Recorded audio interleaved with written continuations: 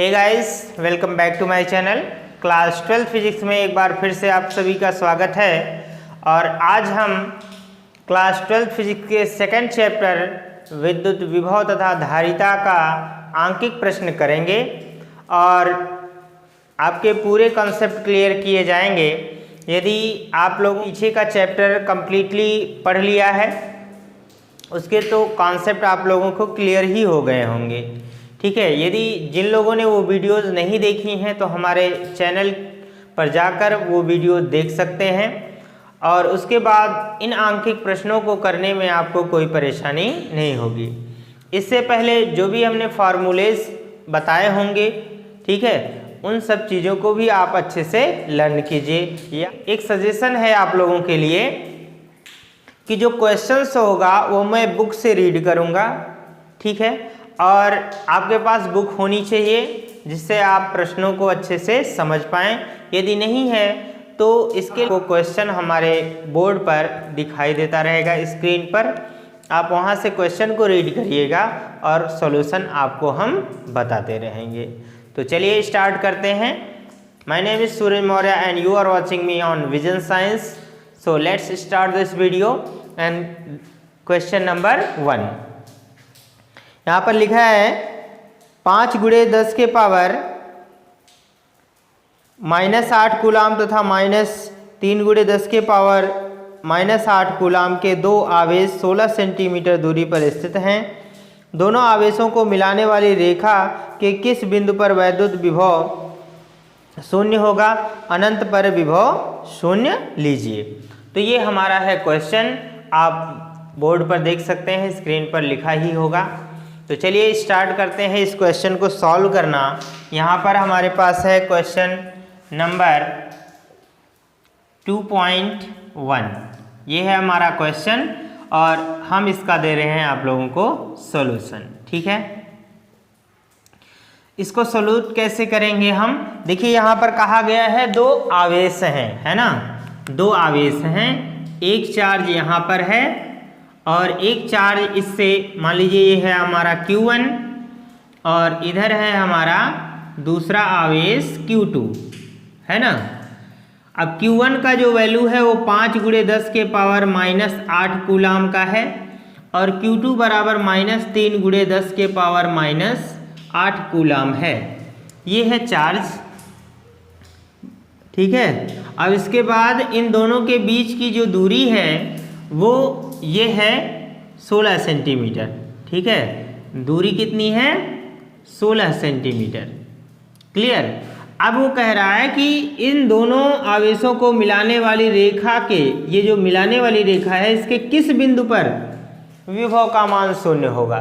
तो सपोज यहाँ पर इन दोनों रेखाओं को मिलाने वाली, इन दोनों आवेशों को जो मिलाने वाली रेखा है इस पर कहीं पर भी हम एक बिंदु मान लें और वहाँ पर मान लेते हैं कि वो शून्य होगा, ठीक है। देखिए दूरी को हम पहले इस तरह से भी लिख सकते हैं। मान लीजिए यह बिंदु P है, ठीक है। यदि P बिंदु पर इन दोनों आवेशों को मिलाने वाली रेखा के P बिंदु पर आवेश वैद्युत विभव का मान क्या होगा? शून्य होगा, मान लेते हैं ऐसा।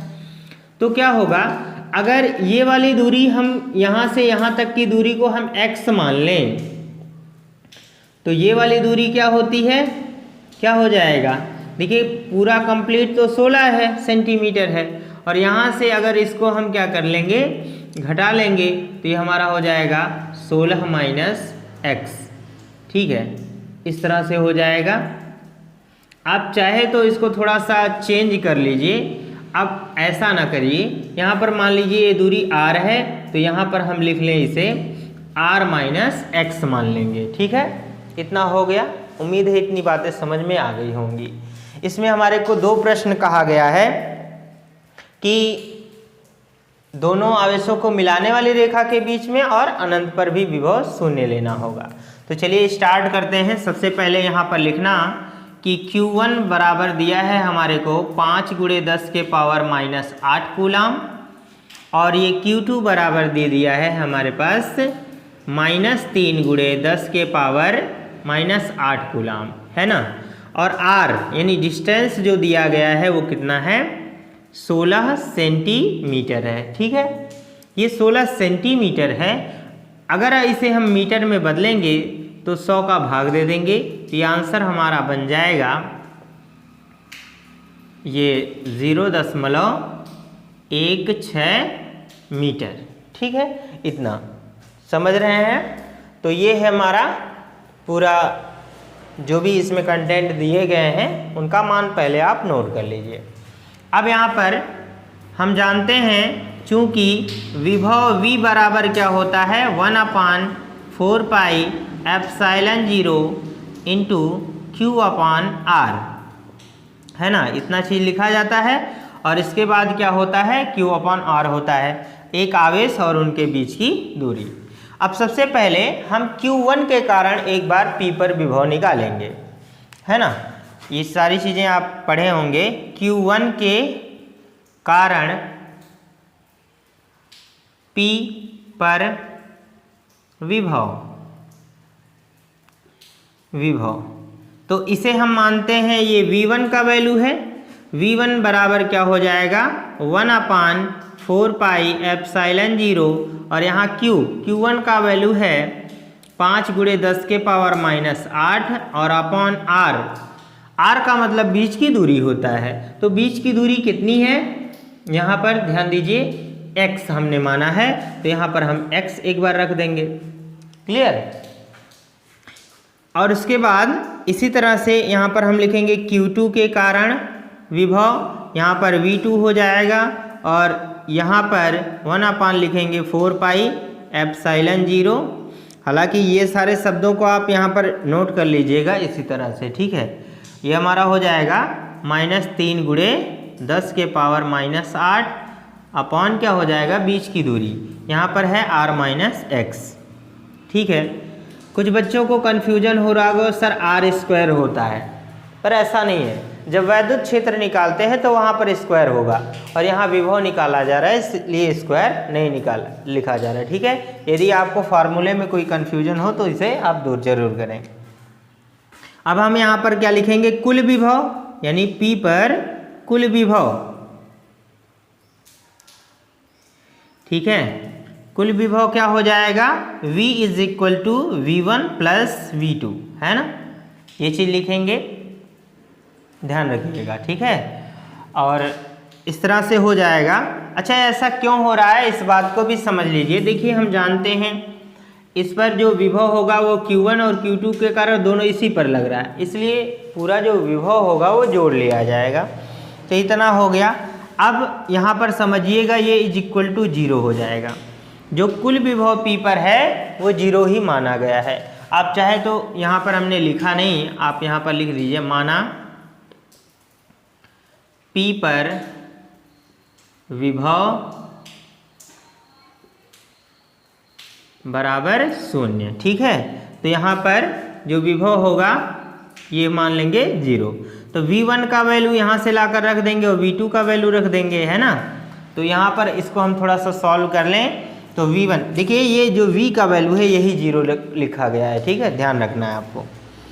तो ये V1 की वैल्यू हम रख लें यहाँ पर से, देखिए 1/4 पाई एप्सिलॉन 0 और यहाँ पर क्या हो जाएगा 5 × 10⁻⁻8 और बटे क्या है हमारा x, तो हमने लिखा x और ये हमारा हो जाएगा प्लस V2 का मान 1/4 पाई एप्सिलॉन 0 और यहाँ पर हो जाएगा -3, है ना, -3 × 10⁻⁻8 और बटे यहाँ पर क्या हो जाएगा R-X।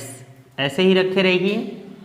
देखिए इसमें कुछ ये बराबर क्या हो जाएगा 0 लिखना है। इसमें जो कॉमन है उसे बाहर कर लेते हैं। यहाँ पर 1/4 पाई एप्सिलॉन 0 और यहाँ पर देखिए साथ में 10⁻⁻8 भी बाहर हो जाएगा। देखिए क्या बचेगा, यहाँ पर 5/x बचा प्लस यहाँ पर क्या बचेगा, यहाँ पर -3 बचेगा। माइनस और प्लस का गुणा यहाँ पर हम कह लें कि ये माइनस हो जाएगा। ठीक है, माइनस हो गया और ये हो जाएगा 3/R-X, और ये भी बाहर हो चुका है बराबर 0। इन सब चीज़ों को उधर भेज देंगे तो क्या हो जाएगा, 0 हो जाएगा। तो यही चीज़ें बचेंगी। अब इनका हम क्या करें, मल्टीप्लाई कर लें। यहाँ पर एक बार ऐसे भी लिख लो, थोड़ा आसान हो जाएगा आप लोगों के लिए। 5/x, इस माइनस ये उधर गया 0 हो जाएगा। अब ये माइनस है उधर भेज देंगे तो क्या हो जाएगा, प्लस 3/r माइनस x। ठीक है। अब ये जो r का वैल्यू है वो क्या है, यहाँ पर हम रख भी लेते हैं। अभी r का जो वैल्यू है वो रख लेते हैं यहाँ से। 0 कितना है, 0.16 है। ठीक है, ये लिख भी देते हैं। अब यहाँ पर मल्टीप्लाई करते हैं ना, क्रॉस मल्टीप्लाई, इसका गुणा यहाँ, तो 16 कितना हो जाएगा, 80। लेकिन 2 अंक पर दशमलव है तो दशमलव यहाँ पर हम लगा लेंगे और इसका गुणा यहाँ पर कर देंगे तो 5 - 5x हो गया, बराबर ये 3x का गुणा यहाँ पर कर लेंगे तो ये हो जाएगा 3x। ठीक, इसको उधर भेज दें तो प्लस हो जाएगा, तो 5 3 हो जाएगा 8x। आप इसको उधर ही लिखिए, नहीं तो हो सकता है ना समझ में आए।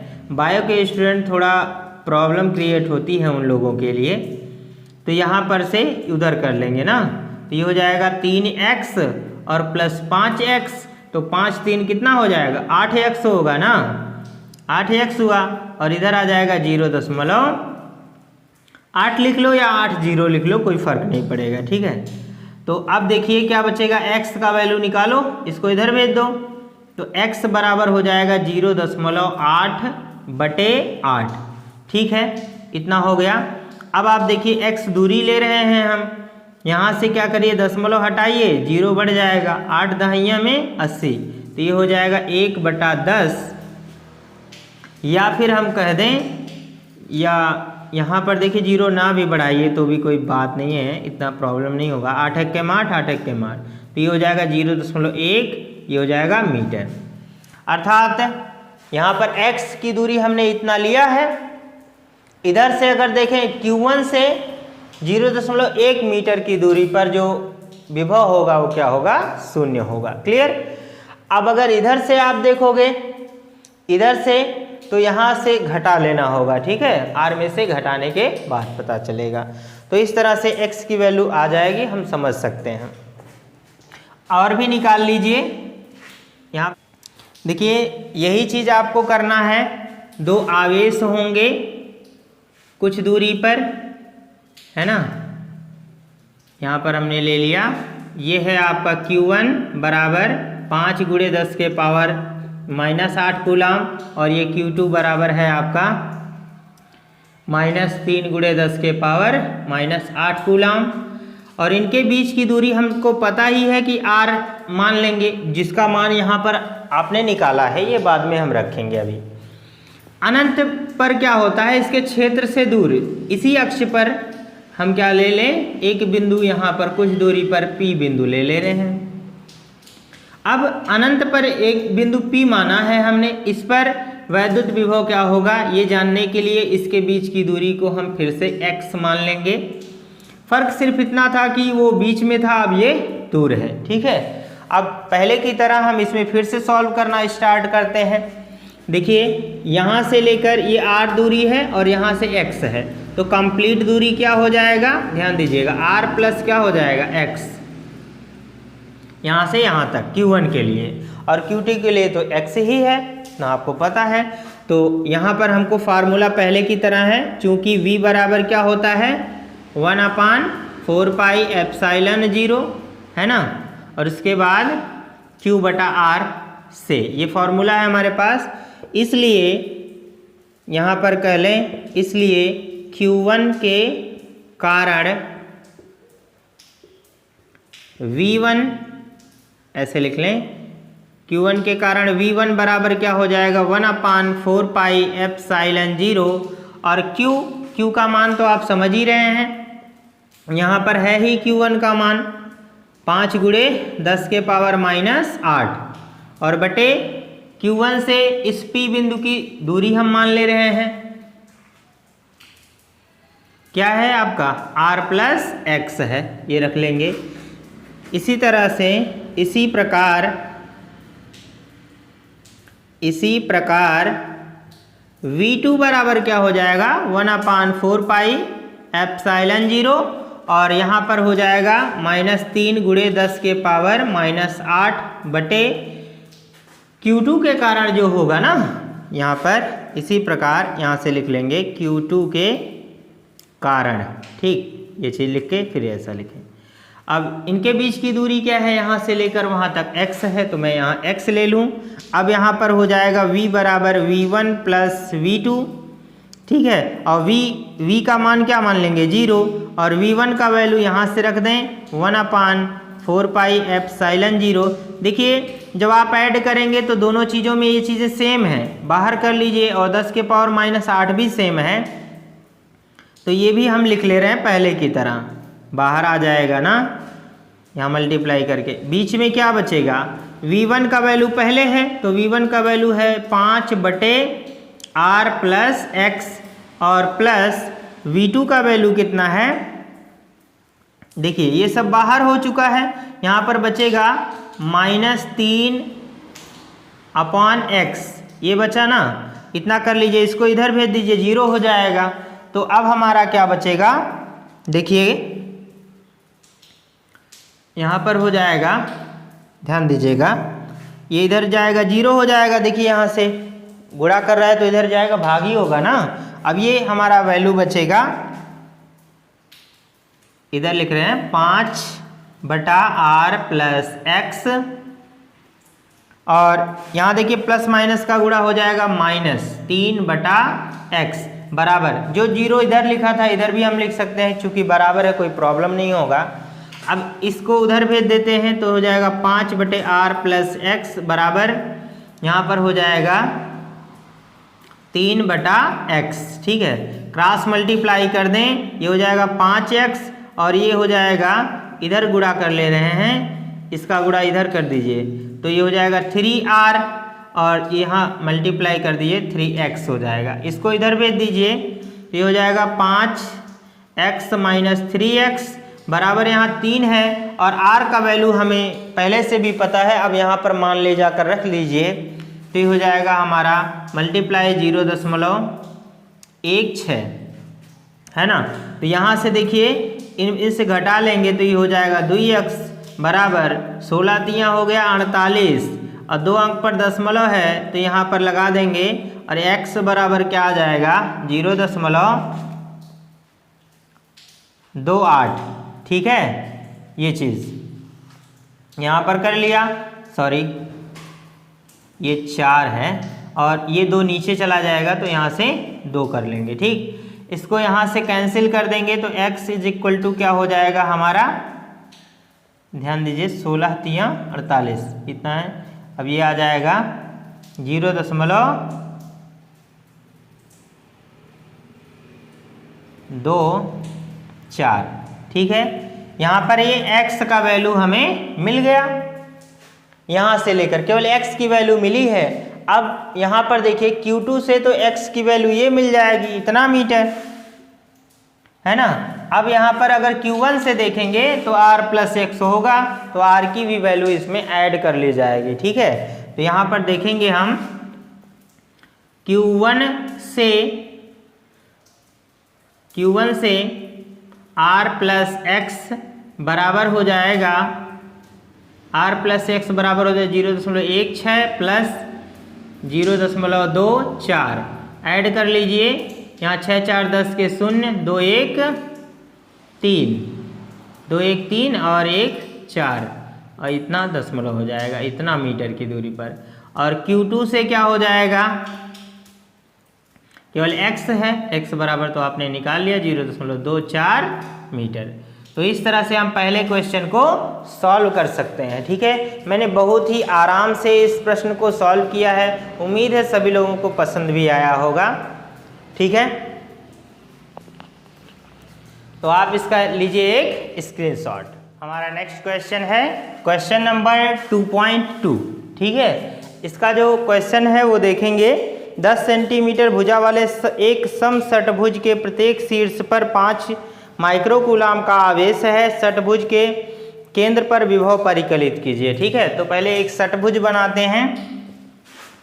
षटभुज मतलब 6 भुजा वाला, है ना, इस तरह से समषटभुज, इस तरह से इसे हम ड्रॉ कर लेंगे। ठीक है, समषटभुज हो जाएगा। समषटभुज का मतलब ये है कि जिसकी प्रत्येक भुजाएं क्या हों, समान हों, यानी बराबर हो ना। तो थोड़ा और सही से बना लेते हैं इस तरह से। और प्रत्येक शीर्ष पर क्या है, 5 माइक्रोकूलाम है ना, माइक्रोकूलाम। यहाँ पर भी 5 माइक्रोकूलाम का आवेश है, यहाँ पर भी 5 माइक्रोकूलाम का है, यहाँ भी 5 माइक्रोकूलाम। इस तरह से सब जगह पर लिख लेंगे।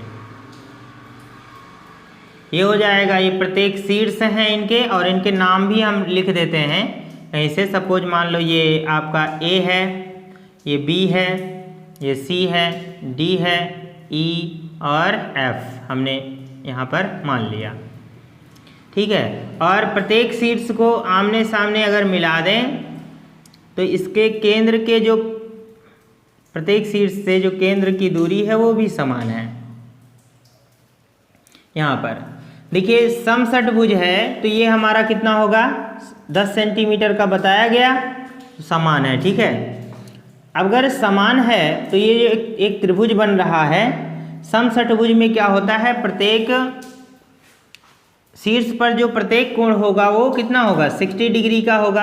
अगर ये 60 डिग्री का है तो ये भी 60 डिग्री का ही होगा ना। और उसके बाद ये आप लोगों को कंसेप्ट मैथमेटिक्स में समझ लेना चाहिए, आपको पता होना चाहिए। यदि नहीं पता फिर भी ऐसे समझो कि 60 डिग्री का ही केंद्र पर कोण बनता है, तो ये ऐड हो गया, ये भी 60 होगा, ये भी 60 होगा। क्यों, क्योंकि ये भुजा जितनी है उतनी ही ये भी होगी, मतलब ये भी 10 सेंटीमीटर का होगा, ये भी 10 सेंटीमीटर का होगा। इसी तरह से सब जगह पर 10-10 सेंटीमीटर के होंगे। क्लियर, ये भुजाएं समान हैं, यहाँ पर आपको समझ लेना है। चाहे तो लिख लें या फिर ऐसे ही रहने दें, कोई प्रॉब्लम नहीं है। ठीक, अब देखिए किसी एक आवेश के कारण जो यहाँ पर मान लीजिए इसका केंद्र O है, तो OA, OB और OC, OD, OE और OF सभी क्या होगा, बराबर होगा, क्योंकि प्रत्येक शीर्ष से इसके केंद्र के बीच की दूरी क्या होगी, समान होगी। अगर एक बार आपने निकाल लिया तो सभी आंसर क्लियर हो जाएंगे। तो देखते हैं कि यहाँ पर लिखिएगा A, पहले ये लिख लीजिए, कूलाम आवेश जो है Q बराबर यहाँ पर है 5 माइक्रो कूलाम है, और कूलाम में बदलने के लिए 5 × 10 के पावर ये हो जाएगा -6 कूलाम हो गया। ठीक, अब इसके बाद क्या करेंगे, R बराबर दिया है दूरी, दोनों के बीच की दूरी। वैसे हमें यहाँ पर निकालना है, ठीक है, इसके केंद्र पर निकालना है, तो केंद्र पर विभव के लिए इनकी बीच की दूरी क्या हो जाएगी, 10 सेंटीमीटर। ठीक है, 10 सेंटीमीटर को अगर आप मीटर में बदलना चाहेंगे तो 0.1 मीटर हो जाएगा। क्लियर, बदल लेंगे। अब हम क्या करेंगे, A से या A के कारण A से O पर विभव है ना, विभव V बराबर क्या हो जाएगा, 1/4 पाई एप्सिलॉन 0, और यहाँ पर हो जाएगा Q/R। वैल्यू पुट करें, देखिए 1/4 पाई एप्सिलॉन 0 का जो वैल्यू होता है वो होता है 9 × 10 के पावर 9। पिछले क्वेश्चन में हमने ये सब नहीं लिखा क्योंकि वहाँ पर वो सब 0 हो रहा था, इसलिए ऐड करने की कोई ज़रूरत नहीं थी, इसलिए हमने नहीं लिखा। अब यहाँ पर देखिए ये हमारा हो जाएगा, मल्टीप्लाई कर लीजिए, Q का वैल्यू है 5 × 10 के पावर -6 है ना, और बटे ये दूरी है ना। तो ये दूरी जो है इसको हम अगर लिखें तो यहाँ से हो जाएगा आपका 0.1 है ना, 0.1 हो जाएगा। अब आप देखिए इसे सॉल्व कर लीजिए, कैसे सॉल्व करेंगे, तो यहाँ पर हो जाएगा ये 5 × 9 = 45, कितना हो जाएगा, 5 × 9 = 45 हो गया, और ये मल्टीप्लाई, यहाँ पर प्लस है 10 की घात और यहाँ पर क्या है, माइनस है। ठीक है, माइनस है तो ये चीज़ लिख लेंगे, ये घट जाएगा ना, 10 के पावर यहाँ पर हो जाएगा 3, प्लस में हो जाएगा, और नीचे क्या बचेगा आपका 0.1। अब अगर दशमलव को हटा दें तो एक जीरो यहाँ पर बढ़ जाएगा, ठीक है। दशमलव हटा दें या फिर ऐसे ही लिख लें, यहाँ पर देखो कितना हो जाएगा, दशमलव हटाएंगे एक जीरो बढ़ेगा, यानी यहाँ पर हम लिख सकते हैं 45 गुणे 10 के पावर यहाँ पर 4 हो जाएगा, है ना। इतना हो गया ए से ओ के कारण। अब चूंकि सभी भुजाएं बराबर हैं, इसलिए सभी आवेशों के कारण जो इस पर विभव होगा ऊपर, वो कितने आवेश हैं, 1 2 3 4 5 6 हैं, तो 6 का मल्टीप्लाई कर देंगे। अब या लिखेगा अतः प्रत्येक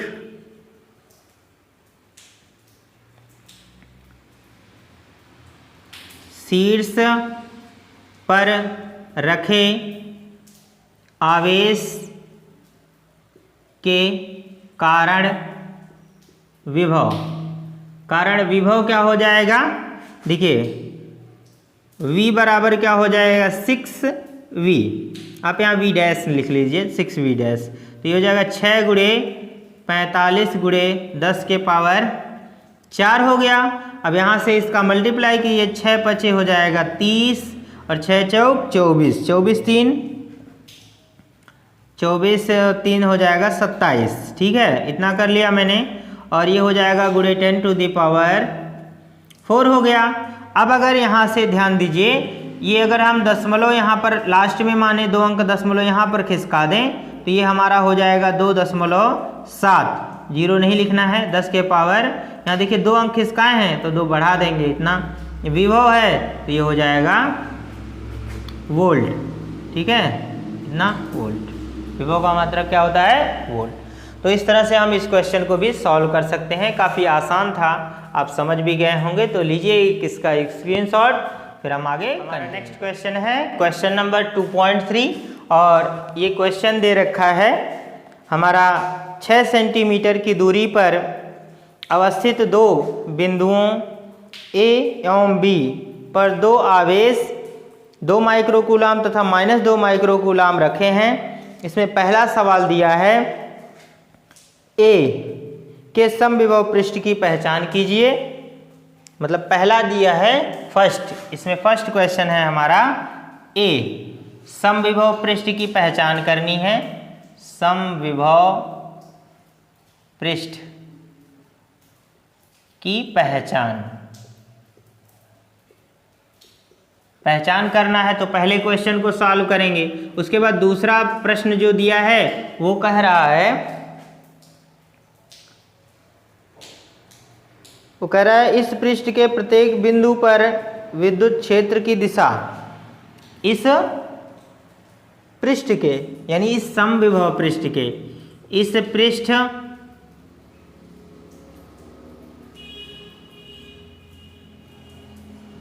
पृष्ठ के प्रत्येक, इस पृष्ठ के प्रत्येक बिंदु पर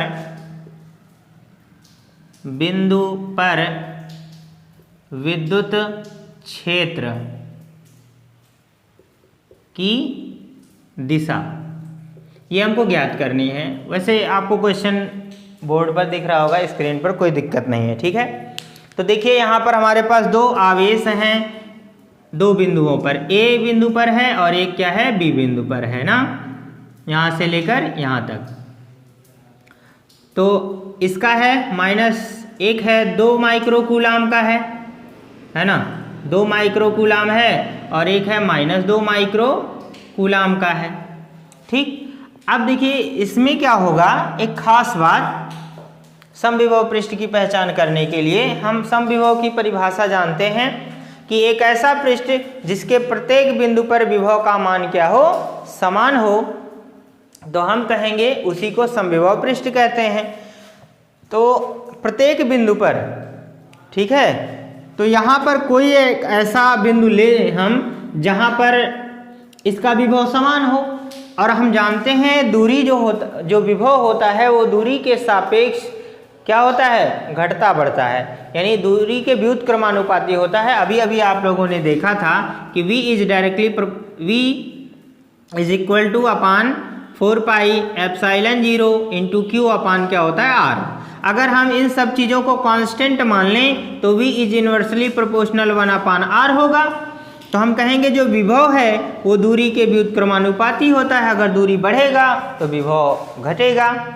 ठीक है, तो इस तरह से हम कोई एक ऐसा बिंदु लें जहां पर दोनों ही आवेशों से दूरी क्या हो, समान हो, ताकि विभव भी वहां पे क्या हो, समान हो। अगर दूरी, इसलिए हम कह सकते हैं इसका जो मध्य बिंदु होगा, सपोज मान लेते हैं सी, मध्य बिंदु पर जो पृष्ठ होगा वही इसका क्या होगा, समविभव पृष्ठ होगा। यदि आपने मध्य बिंदु के अगल बगल कहीं लिया, अगर यहाँ पर ले लेंगे, है ना, तो इसके सापेक्ष यहाँ दूरी बढ़ जाएगी, तो इसके लिए यहाँ पर विभव का मान क्या होगा, कम हो जाएगा, और यहाँ से इसका विभव बढ़ जाएगा। इसलिए हम क्या करेंगे, हम इस दोनों आवेशों को मिलाने वाली रेखा पर एक ऐसा बिंदु लेंगे जहाँ से दूरी क्या हो, समान हो। तो हम कह रहे हैं कि इसका मध्य बिंदु तथा इस मध्य बिंदु पर डाले गए लंब, है ना, लंबवत जो पृष्ठ होगा इस तरह से, वही क्या होगा, समविभव पृष्ठ कहलाएगा।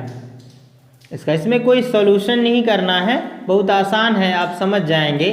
एक इसको थोड़ा ऐसे बना दें, ये पृष्ठ होगा हमारा, ये ऐसा पृष्ठ होगा, इसके समविभव पृष्ठ मध्य बिंदु पर। तो इसका पहले ए का जो आंसर होगा, देखिए आंसर नंबर फर्स्ट ए, यहाँ पर लिखिएगा दोनों आवेशों को मिलाने वाली रेखा के मध्य बिंदु के मध्य बिंदु पर लंबवत पृष्ठ समविभव पृष्ठ होगा, समविभव पृष्ठ होगा। तो ये हमारा इसका आंसर हो जाएगा। देखिए यहाँ पर इसको थोड़ा सा फील करने की कोशिश करिए। जैसे मान लो ये हमारा मार्कर है, इस पर एक चार्ज यहाँ पर रखा हुआ है और एक चार्ज यहाँ पर, तो इसके मध्य बिंदु पर जो लंबवत पृष्ठ होगा, लंबवत मतलब इस तरह से, है ना, हम कह दें इस तरह से करना है ना, ये जो पृष्ठ बन रहा है यही पृष्ठ क्या होगा, समविभव पृष्ठ कहलाएगा। बाकी ये आवेश और ये आवेश दोनों रहेंगे प्लस और माइनस, और इसके बीच जो ये मध्य बिंदु रहेगा, इस पर अगर एक लंबवत पृष्ठ ऐसे रखें तो यही समविभव पृष्ठ कहलाएगा। बेटा समझ में आ गया, बहुत आसान है, कुछ करना नहीं, कोई सवाल नहीं लगाना। अब इसके बाद दूसरा जो हमारा क्वेश्चन होगा, इस पृष्ठ के प्रत्येक बिंदु पर विद्युत क्षेत्र की दिशा। वैसे भी जो वैद्युत क्षेत्र की दिशा होती है वो धन से ऋण की ओर होती है, तो यहाँ पर हम कह सकते हैं कि इस पृष्ठ के प्रत्येक बिंदु पर, यहाँ पर ऐसे पूरा कंप्लीटली एक बार इसको नोट कर लेंगे, यानी इस पृष्ठ के प्रत्येक, इस पृष्ठ मतलब किस पृष्ठ, ये जो समविभव पृष्ठ है, ठीक है, प्रत्येक बिंदु पर विद्युत क्षेत्र की दिशा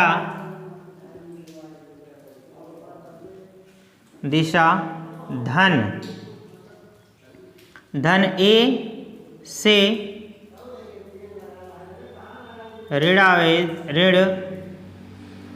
ऋणावेश कह सकते हैं, ऋणावेश, इसको हम धनावेश लिख देते हैं, धनावेश ए से ऋणावेश बी की ओर होगी। ये तो हमारा कॉन्सेप्ट है, यहाँ पर कोई सॉल्यूशन नहीं करना, बस ये है, ठीक है। और वैसे भी अगर यहाँ पर हम इस बिंदु पर कुल विभव की गणना करना चाहें तो देखिए क्या होगा, बहुत आसान है, ये प्लस है माइनस है, विभव शून्य हो जाएगा, सिंपल सी बात है अगर ऐड करोगे, ठीक है। ऐसा हम पिछले क्वेश्चन में कर चुके हैं। तो लीजिए आप इसका एक स्क्रीनशॉट, यदि कोई कन्फ्यूजन हो तो कमेंट सेक्शन में ज़रूर लिखना। नेक्स्ट क्वेश्चन है क्वेश्चन नंबर 2.4 और इसे हम बुक से रीड कर रहे हैं, आपको स्क्रीन पर दिख रहा होगा, वहाँ से देख लेंगे। कह रहा है 12 सेंटीमीटर त्रिज्या वाले एक गोलीय चालक के पृष्ठ पर 1.6 × 10⁻⁷ गुलाम आवेश एक समय वितरित है। तो ये सब कह रहा है, उसके बाद सवाल हम बाद में बात करेंगे।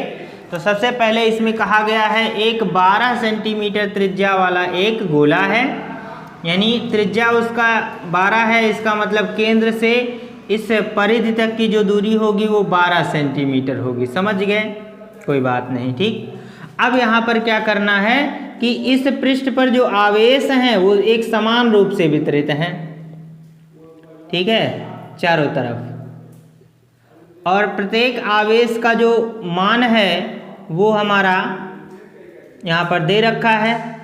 किसी एक आवेश का देखेंगे तो सबका पता रहेगा ना। आवेश Q बराबर इस पृष्ठ पर, यहाँ पर हम मान लें ये आवेश इसका Q है और ये Q बराबर दे रखा है हमारे को 1.6 × 10⁻⁷, 1.6 × 10⁻⁷ कूलाम, ये दे रखा है।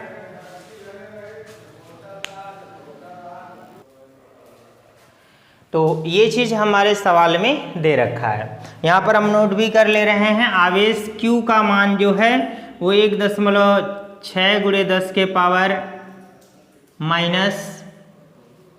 है, और जो त्रिज्या दिया है केंद्र से, इसे हम O मान ले रहे हैं और ये बिंदु P मान ले रहे हैं, ठीक है, ऐसे। तो ये OP बराबर कितना दिया है, 12 सेंटीमीटर, और इसे हम लिख सकते हैं 12 सेंटीमीटर को 0.12 मीटर लिख सकते, 100 से भाग दे देंगे, ठीक, इतना हो गया। अब देखो इसमें सवाल क्या कह रहा है, इसे समझते हैं। हमारा पहला सवाल है एक गोले के केंद्र पर, है ना, गोले के केंद्र पर। यहाँ हमारा पहला सवाल है गोले के केंद्र पर, गोले के केंद्र पर, है ना। तो गोले के केंद्र पर, यहाँ पर इस कंसेप्ट को समझ लीजिए। गोले के केंद्र पर यहाँ हमें क्या ज्ञात करना है, ध्यान दीजिए, लास्ट में लिखा है विद्युत क्षेत्र की गणना करनी है, विभव की नहीं, ध्यान देना है हमें, ठीक है। वैसे भी ये कंसेप्ट हम पहले ही चैप्टर में पढ़ चुके हैं कि किसी गोलीय चालक के भीतर जो विद्युत क्षेत्र होता है वो शून्य होता है। तो ये बहुत ही आसान है। यहाँ पर हमारा जो आंसर बनेगा वो यहाँ पर हम लिख लेंगे गोले के केंद्र, वैसे भी गोले के भीतर लिख लीजिए, गोले के भीतर विद्युत क्षेत्र EN का मतलब क्या है, इनर्शियल, है ना, इनमें। गोले के अंदर विभव क्या होता है, शून्य होता है। ये आंसर एक ही लाइन में आ जाएगा। दूसरा हमारा कह रहा है, बी वाला क्वेश्चन है, कह रहा है गोले के ठीक बाहर, है ना, गोले के ठीक बाहर। ठीक बाहर का मतलब यह हुआ कि गोले के ठीक बाहर जो होगा, गोले के ठीक बाहर यहाँ पर परिधि पर, है ना, कह रहा है विद्युत क्षेत्र ज्ञात कीजिए। तो हम यहाँ पर देखेंगे,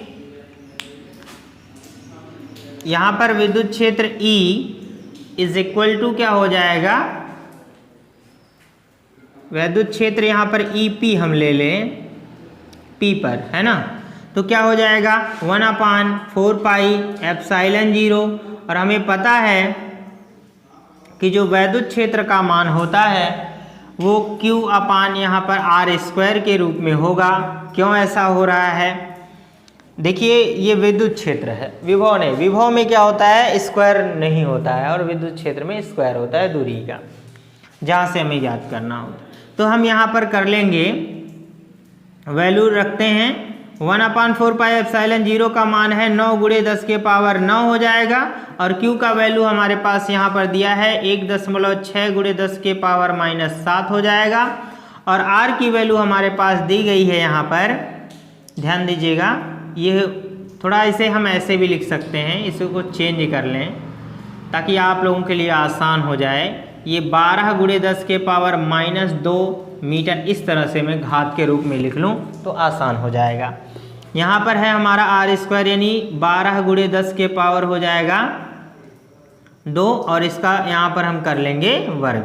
ठीक, इसे हम सॉल्व करें तो पर 16 का इधर मल्टीप्लाई कर दीजिए, 16 नवा 144 है ना, इतना हो जाएगा। अब यहाँ पर 16 नवा 144 हो गया, दशमलव यहाँ पर लग जाएगा, सॉरी एक अंक पर दशमलव लगाना है, और मल्टीप्लाई कर दीजिए 10 के पावर, यहाँ पर देखिएगा ये 9 है, ये -7 है, तो ये घटकर हो जाएगा 10 के पावर 2 प्लस में, और यहाँ पर जब वर्ग होगा तो ये हो जाएगा 144 बराबर ही और गुणे 10 के पावर हो जाएगा ये -4। ठीक है, अब आप देखो यहाँ पर क्या होगा, यहाँ पर ये हो जाएगा कि अगर इसको सॉल्व करें हम थोड़ा सा, तो यहाँ पर इसको देखिए किस तरह से सॉल्व कर सकते हैं हम।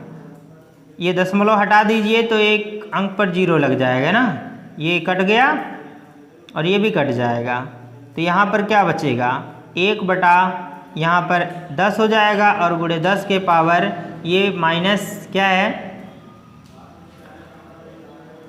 -4 है, ऊपर जाएगा प्लस हो जाएगा, तो ये 6 हो जाएगा। ठीक, और अगर इस 10 को हम ऊपर करें या ऐसे ही सॉल्व कर लो, देखो 10 की घात 1 है, इसमें से 1 घट जाएगा तो आंसर आ जाएगा 10 के पावर 5, ये हो जाएगा न्यूटन पर कूलम। इस तरह से हमारा ये आंसर आ जाएगा। ठीक है, अब इसके बाद हम देखेंगे तीसरा क्वेश्चन, है ना। तीसरा क्वेश्चन कैसे सॉल्व करेंगे, तीसरे क्वेश्चन में कह रहा है कि गोले के केंद्र से 18 सेंटीमीटर पर अवस्थित किसी बिंदु पर विद्युत क्षेत्र क्या होगा, है ना। यहाँ गोले के केंद्र से यह तो 12 ही है ना, 12 से 18 मतलब इससे दूर करना है बाहर, है ना। मैं यहाँ पर कह सकता हूँ बाहर जब होगा तब ये इस गोले के पृष्ठ से बाहर चला जाएगा, तो ये हो जाएगा 18 सेंटीमीटर की दूरी पर हमें विद्युत क्षेत्र की गणना करनी है। सपोज अगर आपने यहाँ पर इसको भी P1 मान लो, कोई दिक्कत नहीं है, P' कर सकते हो, चाहे P1 चाहे P', यहाँ पर करना है। तो यहाँ पर लिखेंगे हमारा अगला जो क्वेश्चन है C, यहाँ पर लिख लेना कि गोले के केंद्र से 18 सेंटीमीटर बराबर हम कह सकते हैं 0.18 मीटर, या इसको ऐसे ना लिख के हम लिख दें 18 गुणे 10 के पावर -2 मीटर की दूरी पर हमें क्या करना है, विद्युत क्षेत्र निकालना है ना। विद्युत क्षेत्र E बराबर क्या हो जाएगा हमारा आंसर 1/4 पाई एप्सिलॉन का मान आपको पता है 9 गुणे 10 के पावर 9 होता है, और मल्टीप्लाई Q/r² होता है। तो Q का वैल्यू हम यहाँ पर जानते ही हैं, कितना है हमारे पास 1.6 गुणे 10 के पावर -7 है, और r², r का मान हो जाएगा 18 गुणे 10 के पावर -2 का इधर क्या हो जाएगा, वर्ग हो जाएगा। इसे देखिए सॉल्व करते हैं हम थोड़ा सा। अभी देखिए ऐसे लिखते हैं 9 गुणे 1.6 गुणे 10 के पावर, यहाँ पर घातों में कॉम्बिनेशन कर लिया जाए तो ये आ जाएगा 2, अपॉन क्या हो जाएगा, इसका वर्ग करेंगे तो हो जाएगा 18 गुणे 18, 2 बार हो जाएगा, और गुणे 10 के पावर यहाँ पर हो जाएगा -4, 9 1 9, 9 दूना 18, 2 1 2, 2 8 16, 0.8 हो गया। अभी भी इसे हम काट सकते हैं तो क्या हो जाएगा, देखिए 0.4 हो जाएगा, 2 चौके 8 और 2 नवा 18, इतना आ गया। अब इसके बाद देखो क्या होगा, इसको हम ऊपर ले जाएं तो ये प्लस हो जाएगा, आ जाएगा 0.4, और यहाँ पर सॉल्व करें हम तो हो जाएगा गुणे, यहाँ पर अपॉन 9 है ये लिख लेंगे, और यहाँ पर हो जाएगा 10 के पावर +6 हो जाएगा। इसे अगर हम सॉल्व करेंगे तो देखिए कितना आ जाएगा, यहाँ पर 0.4 में हमें भाग देना है, तो समझ लेंगे कि वो 4 में हमें 90 का डिवाइड करना होगा, दशमलव बढ़ाएं 0 हो जाएगा ना, अभी भाग नहीं जाएगा, 0 बढ़ा लीजिए 400 हो गया। तो ये 90 का हम 4 बार करें, 4 नवा हो जाएगा 36, है ना, ये हो जाएगा 0 और ये हमारा आ जाएगा फिर से 4, ये 0 और इसके बाद देखिए फिर 0 बढ़ाएंगे फिर 400 होगा, तो यही वैल्यू फिर आ जाएगा 4। तो हम यहाँ पर लिख सकते हैं कि हमारा आंसर बनेगा, यहाँ पर देखिए इसके आगे सॉल्व कर लो, यहाँ पर बन रहा है 0.044 गुणे 10 के पावर 6। अगर ये दशमलव यहाँ पर हम खिसका दे 2 अंक और, तो ये आंसर हमारा बन पाएगा 4.4 गुणे 10 के पावर 2 खिसकाए हैं तो 2 कम कर लिए, ये हो जाएगा न्यूटन पर कूलम। इस तरह से हम अपने इस क्वेश्चन को भी सॉल्व कर सकते हैं। अभी हमारा चौथा क्वेश्चन था, इसके बाद हम एक क्वेश्चन और इस वीडियो में सॉल्व करेंगे, इसके बाद आगे के जो क्वेश्चन होंगे हम उसे अगली वीडियो में कवर करेंगे। तो आप लीजिए इसका एक स्क्रीनशॉट, फिर हम आगे कंटिन्यू। क्वेश्चन है क्वेश्चन नंबर 2.5 है ना, और इसे सॉल्व कर लेंगे हम। यहाँ पर है एक समांतर पट्टिका संधारित्र है ना, कैपेसिटर, जो बहुत ही अच्छा कॉन्सेप्ट था और मज़ा भी आया होगा आप लोगों को मेरे लेक्चर को पढ़ने में। अगर आपने वो वीडियो नहीं देखा तो मेरा सजेशन है कि आप उस वीडियो को अवश्य देखें, जिससे आपको कंसेप्ट ज़रूर क्लियर हो जाए कि क्योंकि कैपेसिटर से रिलेटेड क्वेश्चन एग्ज़ाम में बहुत बार आया है। ठीक है, तो मैं आपको सजेस्ट करूँगा आप उसे ज़रूर देखिए और तब आप इस क्वेश्चन को सॉल्व कीजिए, फिर आपको बहुत ही आनंद आएगा। ठीक है, कोई प्रॉब्लम नहीं होगी। जिसकी पट्टिकाओं के बीच वायु है ना, वायु माध्यम जब होगा दोनों प्लेटों के बीच की धारिता 8 पिकोफैरड है और यहाँ 1 पिकोफैरड बराबर 10 के पावर -12 फैरड होता है। उसके बाद यदि पट्टिकाओं के बीच की दूरी को आधा कर दिया जाए और इनके बीच के स्थान में 6 परावैद्युतांक का एक पदार्थ भर दिया जाए तो इसकी धारिता क्या होगी। तो सबसे पहले हम देखेंगे कि हमारे पास धारिता पहले से दी गई है जब वायु होगा। देखो फिगर भी बना के मैं समझा दे रहा हूँ। पहले क्या है, ये एक धारिता, यहाँ पर प्लेटें रखी गई हैं।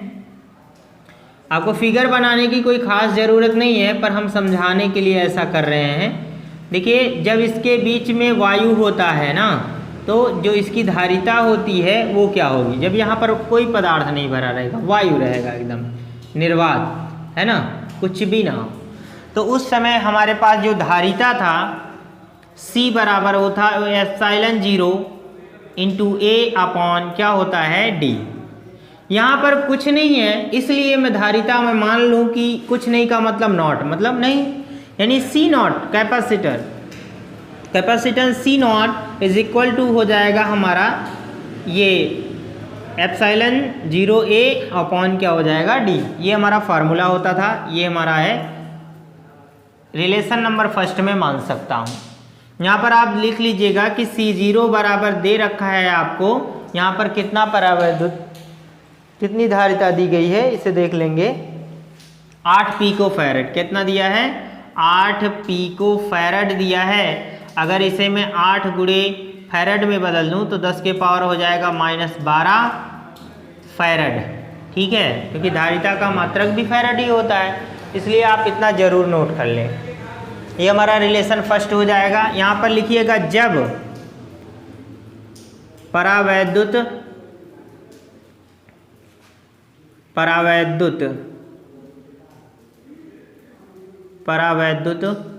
पदार्थ भर दिया जाए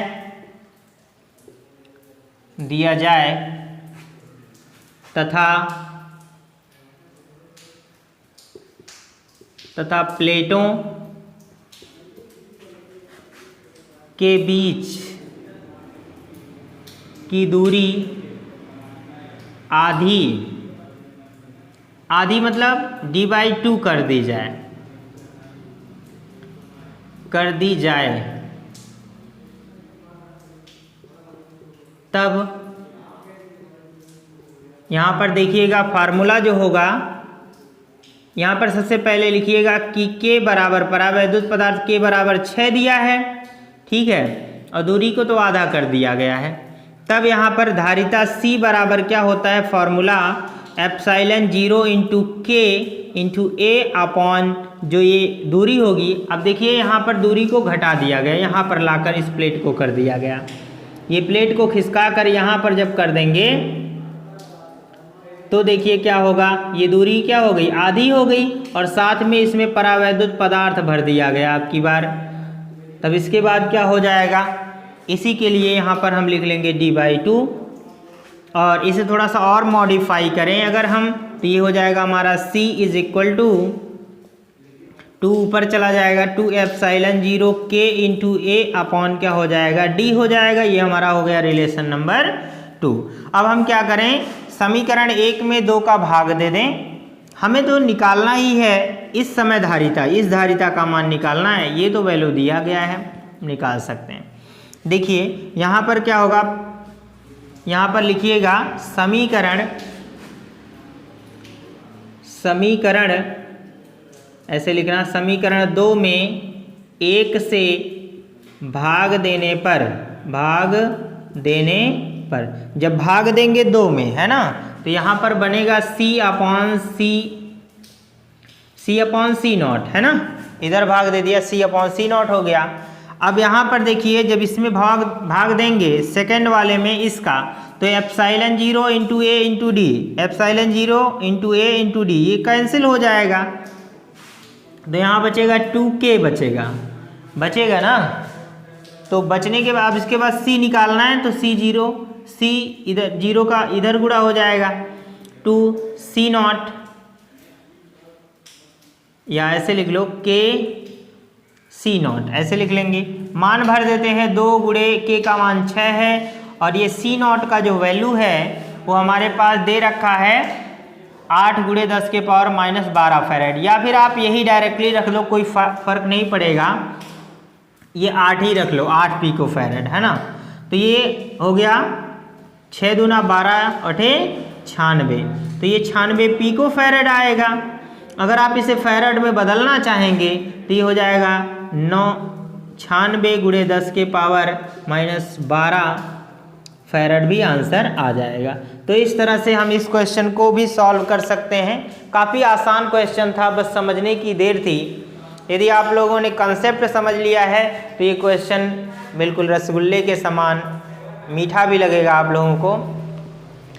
अब वीडियो के अंत में मैं एक ख़ास बात बताने जा रहा हूँ। जैसा कि हमने अपने पिछले लेक्चर में बताया था कि हम कल एक खुशखबरी देंगे, और उस खुशखबरी का नाम है कि जो बायो की क्लासेस हमारे इस चैनल पर नहीं चल पा रही हैं, हमने अपने लिए एक नया ऑफिशियल चैनल विजन साइंस के नाम से ही बनाया है, जिस पर बायो और फिजिक्स केमिस्ट्री की क्लासेस हमेशा बराबर मिलती रहती हैं। इसी वजह से हम लोग थोड़ा बिजी भी थे, इसलिए हम चाहेंगे कि आप उस चैनल को भी सब्सक्राइब कर लें, यदि जो बायो के स्टूडेंट हैं उन्हें बायो पढ़ना है तो, ताकि आपको हमेशा लगातार वीडियोस मिलती रहें और आप अपनी तैयारी पूरी तरीके से कर पाएँ। ठीक है, तो इस बात का ध्यान रखेंगे सभी लोग। वहाँ पर फिजिक्स केमिस्ट्री बायो की क्लासेस रेगुलर मिलती रहती हैं, और हम उस वीडियो का जो लिंक होगा, उस चैनल का लिंक होगा, अपने इस वीडियो के डिस्क्रिप्शन लिंक में दे देंगे, तो आप उसको सब्सक्राइब ज़रूर करिएगा, और पसंद आए तो लाइक भी करिएगा। तो मिलते हैं अगली क्लास में, तब तक के लिए गुड बाय, जय हिंद।